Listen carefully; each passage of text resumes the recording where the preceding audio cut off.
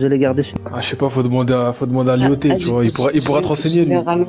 Ah, tu veux que je te dise ce qu'il dit Lyoté sur le Maroc? J'aime bien le Lyoté. Vous voulez parler avec ce niveau-là? Vous allez garder ce niveau-là, là. Là. Écoute. Non, attendez, s'il vous plaît. Laissez-moi parler à reporter.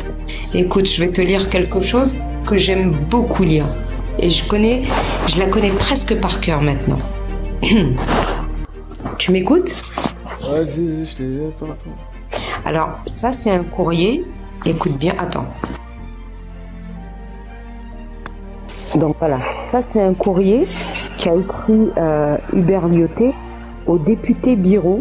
C'était le 29 février 1916. Et c'est écrit à Lyon. Aussi.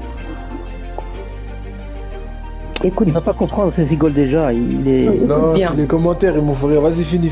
Non, mais écoute ce que dit Lyoté. En répondant à Monsieur Biro, le député. Permettez-moi maintenant, cher Monsieur Biro, de retenir l'attention sur une de vos paroles. Parlant de l'Algérie, de la Tunisie et du Maroc, vous avez dit nos 3 colonies.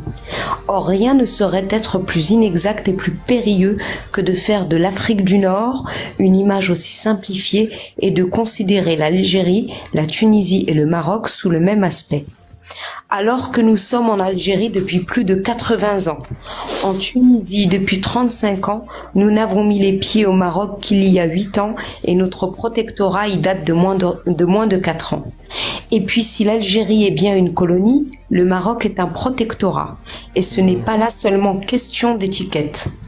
Alors que nous nous sommes, écoute bien là, c'est très important, alors que nous nous sommes trouvés en Algérie en face d'une véritable poussière, d'un état de choses inorganique, où seul le pouvoir constitué était celui du Dey turc, effondré dès notre venue. Au Maroc, au contraire, nous nous sommes trouvés en face d'un empire historique et indépendant, jaloux à l'extrême de son indépendance, rebelle à toute servitude, avec sa hiérarchie de fonctionnaires, sa représentation à l'étranger, ses organismes sociaux dont la plupart subsistent toujours. Songez qu'il existe encore au Maroc nombre de personnages qui furent ambassadeurs du Maroc à Saint-Pétersbourg, à Londres, à Berlin, à Madrid, à Paris, accompagnés de secrétaires et d'attachés, hommes d'une culture générale qui ont traité d'égal à égal avec des hommes d'État européens qui ont le sens du goût des choses politiques. Rien de similaire en Algérie ou en Tunisie, je répète cette phrase, rien de similaire en Algérie ou en Tunisie.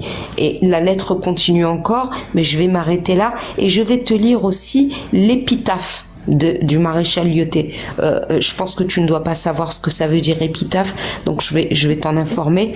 L'épitaphe, c'est ce que les morts demandent à ce que soit écrit sur leur tombe. Tu sais, à mon très cher père, etc., sur les tombes. Et donc l'épitaphe du maréchal Lyoté, qu'il a voulu que soit inscrit, qu'il soit inscrit en arabe, c'est, j'ouvre les guillemets, plus je connais les Marocains et plus je vis dans ce pays, plus je suis convaincu de la grandeur de cette nation. Waouh! Peux-tu ouvrir ton micro et commenter ce que je viens de te lire? Je vais absolument pas commenter ce que tu as dit parce que j'ai pas écouté et puis c'est pas intéressant. Alors, puisque tu n'es pas capable, c'est pas que c'est pas intéressant, c'est que je viens de te mettre en PLS et le peu de fierté mal placée et moi ce que j'appelle en réalité de l'orgueil qu'il te reste fait que tu viens dire je vais pas écouter parce que c'est pas intéressant. Tu as écouté, tu as été très attentif, tu as essayé de trouver dans ce courrier que j'ai lu quelque chose qui pouvait mettre en avant ton pays et quelque chose qui pouvait désavantager le Maroc. Tu ne l'as pas trouvé, ça t'a rincé les oreilles, ça t'a fait mal, tu ne l'assumes pas et t'essayes de garder la face, comme on dit.